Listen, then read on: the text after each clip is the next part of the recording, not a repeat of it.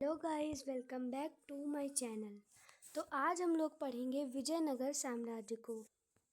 विजयनगर साम्राज्य की स्थापना 1336 ईस्वी में हरिहर एवं बुक्का नामक दो भाइयों ने की थी, जो 5 भाइयों के परिवार के अंग थे।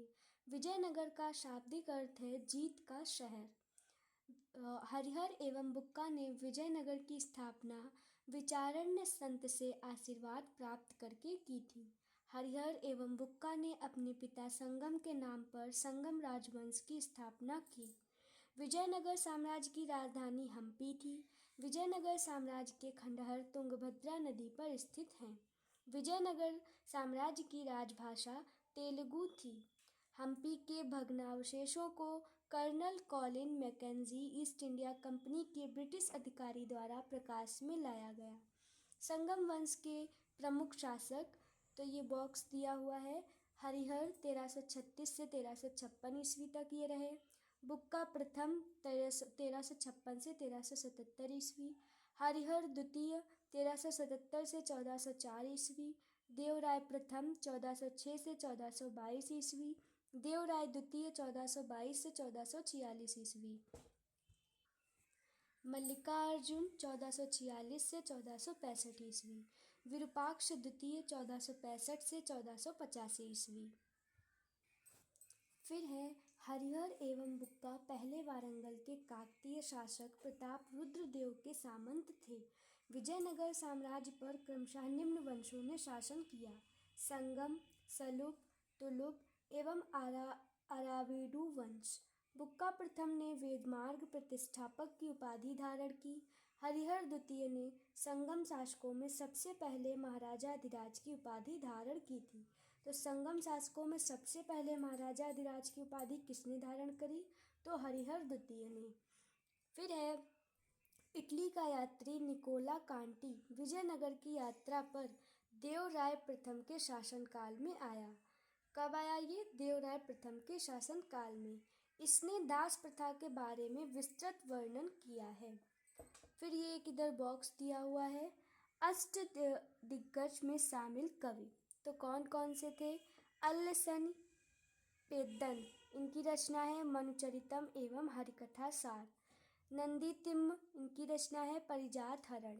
भट्टमूर्ति, इनकी रचना है नरस भूपालियम और हरिचंद्रन लोपाख्यानम। दूरजति कलहस्ती महात्म्य। मल्लन, इनकी राजशेखर चरित। अच्युत राज रामचंद्र, सकल कथा सार संग्रह एवं रामाभ्युदय। फिर है पिंगाली सूरत, जिनका है राघव पांडिय। तेनाली राम कृष्णन, इनकी रचना है पांडुरंग महात्म्य। तो ये थे हमारे अष्ट दिग्गज के में शामिल जो कवि थे। फिर है हमारा देवराय प्रथम ने तुंगभद्रा नदी पर एक बांध बनवाया ताकि जल की कमी दूर करने के लिए नगर में नहरें ला सकें। सिंचाई के लिए उसने हरिद्रा नदी पर भी बांध बनवाया। फिर है तेलुगु के 5 महाकाव्यों, मतलब 5 महाकाव्य और उनके रचयिता। तो पहला है आमुक्तमाल्यद, जिसके रचयिता हैं कृष्णदेव राय। मनुचरितम, इसको लिखा है अल्लसनी पेद्दन ने। और वसुचरित भट्टमूर्ति। राघव पांडवियम, पिंगली सूरत, पांडुरंग महात्म्य, तेनाली राम कृष्ण। तो ये हैं तेलुगु के 5 महाकाव्य और उनके रचयिता। संगम वंश का सबसे प्रतापी राजा देवराज द्वितीय था। कौन? देवराज द्वितीय। इसे इमाड देव राय भी कहा जाता था। फारसी राजदूत अब्दुल रज़्ज़ाक देवराय द्वितीय के शासनकाल में विजयनगर आया था। इसके अनुसार विजयनगर में पुलिस वालों का वेतन वेश्यालय की आय से दी जाती थी। तेलुगु कवि श्रीनाथ कुछ दिनों तक देवराय द्वितीय के दरबार में रहे। फरिश्ता के अनुसार देवराय द्वितीय ने अपनी सेना में 2000 मुसलमानों को भर्ती किया था व उन्हें जागीरें दी थी। एक अभिलेख में देवराय द्वितीय को जग बैठकर हाथियों का शिकारी कहा गया है। देवराय द्वितीय ने संस्कृत ग्रंथ महानाटक सुधानिधि एवं ब्रह्मसूत्र पर भाष्य लिखा। मल्लिकार्जुन को प्रौढ़ देवराय भी कहा जाता था। सालुव नरसिंह ने विजयनगर में दूसरे राजवंश सालुव वंश 1485 से 1506 ईस्वी की स्थापना की। तुलुव वंश 1505 से 1565 ईस्वी की स्थापना वीर नरसिंह ने की थी। तुलुव वंश का महान शासक कृष्णदेव राय था। वह 8 अगस्त और 1509 ईस्वी को शासक बना। तो तुलुव वंश का सबसे महान शासक कौन था? कृष्णदेव राय। और वो शासक कब बना? तो 8 अगस्त 1509 ईस्वी को। सालुव तिम्मा कृष्णदेव राय का योग्य मंत्री एवं सेनापति था। बाबर ने अपनी आत्मकथा बाबरनामा में कृष्णदेव राय को भारत का सर्वाधिक शक्तिशाली शासक बताया। तो यहाँ इससे हमें पता चल गया कि बाबर की आत्मकथा कौन सी है, तो बाबरनामा। और उसमें किस शासक को उसने भारत का सर्वाधिक शक्तिशाली शासक बताया? तो कृष्णदेव राय को। कृष्णदेव राय के शासनकाल में पुर्तगाली यात्री डोमिगोस पायस विजयनगर आया था। तो पुर्तगाली यात्री डोमिगोस पायस किसके शासनकाल में विजयनगर आया? तो कृष्णदेव राय के। कृष्णदेव राय ने पुर्तगालियों को भटकल में किला बनाने की आज्ञा यानी अनुमति दे दी थी। कृष्णदेव राय के दरबार में तेलुगु साहित्य के 8 सर्वश्रेष्ठ कवि रहते थे, जिन्हें अष्टदिग्गज कहा जाता था। और इनको अभी कौन कौन से थे? तो मतलब ये हमने पीछे अभी पढ़े थे। अष्टदिग्गज तेलुगु कवियों में अल्लसन पेद्दन सर्वप्रमुख था, जो संस्कृत एवं तेलुगु दोनों भाषाओं का विद्वान था। इसे तेलुगु कविता का पितामह और आंध्र कविता का पितामह की उपाधि प्राप्त थी। उसके शासनकाल को तेलुगु साहित्य का क्लासिक युग कहा गया है। तो ये पूछा जा सकता है कि किसके शासनकाल को तेलुगु साहित्य का क्लासिक युग कहा गया है? तो वो था जो अलिसन पेद्दन सर्वप्रमुख था, वो किसके काल में था? तो कृष्णदेव राय की। तो उसी के शासनकाल को यानी कृष्णदेव राय के शासनकाल को तेलुगु साहित्य का क्लासिक युग कहा गया है। और अष्टदिग्गज कवि किसके शासनकाल में थे? तो कृष्णदेव राय के। फिर है कृष्णदेव राय ने तेलुगु में अमुक्तमाल्याद एवं संस्कृत में जाम्बवती कल्याणम और उषा परिणय की रचना की। तो ये अमुक्तमाल्याद, जाम्बवती कल्याणम और उषा परिणय, इसकी रचना किसने करी? तो कृष्णदेव राय ने तेलुगु में अमुक्तमाल्याद की, संस्कृत में जाम्बवती कल्याणम और उषा परिणय की रचना की। विजयनगर साम्राज्य में नंदिनागढ़ी लिपि का प्रयोग होता था। तो विजयनगर साम्राज्य में किस लिपि का प्रयोग होता था? नंदिनागढ़ी लिपि का। नागलपुर नामक नए नगर, हजाराराम एवं विट्ठल स्वामी मंदिर का निर्माण कृष्णदेव राय ने करवाया था। तो ये भी पूछा जा सकता है कि विट्ठल स्वामी मंदिर एवं हजाराराम और नागलपुर नामक नए नगर का निर्माण किसने करवाया था? तो कृष्णदेव राय ने। इसके अतिरिक्त कृष्णदेव राय ने चिदम्बरम मंदिर, अम्बारम में पार्वती मंदिर एवं कांचीपुरम में वरदराज एवं एकम्बरनाथ मंदिर का निर्माण करवाया। कृष्णदेव राय की मृत्यु 1529 ईस्वी में हो गई। कृष्णदेव राय ने आंध्र भोज, अभिनव भोज, आंध्र पितामह आदि उपाधि धारण की थी। तुलुव वंश का अंतिम शासक सदाशिव था। राक्षसी तंगड़ी या तालिकोटा या बन्नी हट्टी का युद्ध 23 जनवरी 1565 ईस्वी को हुआ और इसी युद्ध के कारण विजयनगर का पतन हुआ। तो ये पूछा जा सकता है कि किस युद्ध के कारण विजयनगर का पतन हुआ? तो वो था जो राक्षसी तंगड़ी, तालिकोटा, बन्नी हट्टी का जो युद्ध था 1565 का, वो विजयनगर के पतन का कारण हुआ। विजयनगर के विरुद्ध बने दक्षिण राज्यों के संघ में कौन कौन शामिल था? तो बीजापुर, अहमदनगर, गोलकुंडा और बीदर। इस संयुक्त मोर्चे का नेतृत्व अली आदिल शाह कर रहा था। फिर है तालिकोटा के युद्ध में विजयनगर का नेतृत्व राम राय कर रहा था। कौन? राम राय कर रहा था। विजयनगर के राजाओं और बहमनी के सुल्तानों के हित 3 अलग अलग क्षेत्रों में आपस में टकराते थे। तुंगभद्रा के दोआब में, कृष्णा गोदावरी के कछाड़ में और मराठवाड़ा प्रदेश में। फिर है तालिकोटा युद्ध के बाद सदाशिव ने तिरुमल के सहयोग से पेनुकोंडा को राजधानी बनाकर शासन करना प्रारंभ किया। विजयनगर के चौथे राजवंश अराविडू वंश 1570 से 1672 ईस्वी की स्थापना तिरुमल ने सदाशिव को अपदस्थ कर पेनुकोंडा में किया। अराविडू वंश का अंतिम शासक रंग तृतीय था।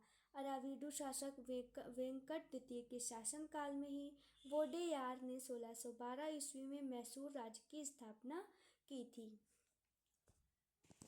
फिर है विजयनगर साम्राज्य की प्रशासनिक इकाई का क्रम घटते हुए इस प्रकार था, यानी घटता हुआ क्रम ये है। प्रांत, मंडल, कोट्टम या वलनाड, जिला, नाडु, मेला ग्राम, 50 ग्राम का समूह।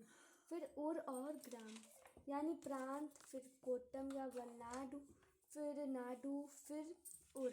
तो प्रांत यानी मंडल, और वलनाडु या कोट्टम यानी जिला, नाडु यानी कि मेला ग्राम 50 ग्राम का समूह, और उर यानी कि ग्राम। तो ये विजयनगर साम्राज्य की प्रशासनिक इकाई का घटता हुआ क्रम है। फिर है विजयनगर कालीन सेना नायकों को नायक कहा जाता था। ये नायक वस्तुतः भू सामंत थे, जिन्हें राजा वेतन के बदले अथवा उनकी अधीनस्थ सेना के रख रखाव के लिए विशेष भूखंड दे देता था, जो अमरम कहलाता था। फिर है विजयनगर कालीन सेना नायकों को नायक कहा जाता था। ये नायक वस्तुतः भू सामंत थे, जिन्हें राजा वेतन के बदले अथवा उनकी अधीनस्थ सेना के रख रखाव के लिए विशेष भूखंड दे देता था, जो अमरम कहलाता था। ये हमने अभी पढ़ा। फिर है आयंगर व्यवस्था। प्रशासन को सुचारू रूप से संचालित करने के लिए प्रत्येक ग्राम को एक स्वतंत्र इकाई के रूप में संगठित किया गया था। इन ग्रामीण इकाइयों पर शासन हेतु 12 प्रशासकीय अधिकारियों की नियुक्ति की जाती थी, जिनको सामूहिक रूप से आयंगर कहा जाता था। ये अवैतनिक होते थे। इनकी सेवाओं के बदले सरकार इन्हें पूर्णतः लगान मुक्त व कर मुक्ति भूमि प्रदान करती थी। इनका पद अनुवांशिक होता था। वह इस पद को बेच या गिरवी रख सकता था। ग्राम स्तर की कोई भी संपत्ति इन अधिकारियों की इजाज़त के बगैर ना तो बेची जा सकती थी और ना ही दान में दी जा सकती थी। फिर है विजयनगर आने वाला प्रमुख विदेशी यात्री है पहले निकोलो कोंटी, इटली से आया 1420 ईस्वी में देवराय प्रथम के शासनकाल में। फिर है अब्दुल रज़ाक, जो कि फारस से आया था 1442 ईस्वी में देवराय द्वितीय के शासनकाल में। फिर है नूनिज पुर्तगाल का है और ये 1535 ईस्वी में अच्युत राय के शासनकाल में आया विजयनगर। और फिर डोमिंग पायस, जो कि पुर्तगाल से था 1515 ईस्वी में, ये कृष्णदेव राय के शासनकाल में विजयनगर पर आया। फिर है बारबोसा, जो कि पुर्तगाल से था और ये 1515 से 1516 ईस्वी में कृष्णदेव राय के शासनकाल में विजयनगर आया। फिर है आगे है कर्णिक नामक आयंगर के पास जमीन के क्रय विक्रय से संबंधित समस्त दस्तावेज होते थे। तो जमीन के क्रय विक्रय से संबंधित समस्त दस्तावेज किसके पास होते थे? तो कर्णिक नामक आयंगर के पास। विजयनगर साम्राज्य की आय का सबसे बड़ा स्रोत लगान था। भू राजस्व की दर उपज का 1/6वां भाग था। विवाह कर वर एवं वधू दोनों से लिया जाता था। विधवा से विवाह करने वाले इस कर से मुक्त थे। उम्बल ग्राम में विशेष सेवाओं के बदले दी जाने वाली लगान मुक्त भूमि की भूधारण पद्धति थी। तो उम्बल क्या थी? ग्राम में विशेष सेवाओं के बदले दी जाने वाली लगान मुक्त भूमि की भूधारण पद्धति। फिर है रत्तकोड़गे। तो रत्तकोड़गे क्या है? युद्ध में शौर्य का प्रदर्शन करने वाले मृत लोगों के परिवार को दी गई भूमि को रत्तकोड़गे कहा जाता था। अब फिर है कुट्टगी। तो कुट्टगी क्या है? ब्राह्मण, मंदिर या बड़े भूस्वामी जो स्वयं कृषि नहीं करते थे, किसानों को पट्टे पर भूमि दे देते थे। ऐसी भूमि को कुट्टगी कहा जाता था। वे कृषक मजदूर जो भूमि के क्रय विक्रय के साथ ही हस्तांतरित हो जाते थे, वे कूद कहलाते थे। युद्ध में वीरता दिखाने वाले पुरुषों के लिए गंडपेद्र नामक पैर में धारण करने वाले कड़े को सम्मान का प्रतीक माना जाता था। फिर है कृष्णदेव राय के दरबार में महिला अंगरक्षिकाओं का वर्णन मिलता है। विजयनगर साम्राज्य का सैन्य विभाग कदाचार कहलाता था तथा इस विभाग का उच्च अधिकारी दंडनायक या सेनापति होता था। टकसाल विभाग को जोरीखाना कहा जाता था। चेट्टियों की तरह व्यापार में निपुण दस्तकार वर्ग के लोगों को वीर पंजाल कहा जाता था। उत्तर भारत से दक्षिण भारत में आकर बसे लोगों को बड़वा कहा जाता था। विजयनगर में दास प्रथा प्रचलित थी। मनुष्यों के क्रय विक्रय को वेश्यावृत्ति कहा जाता था।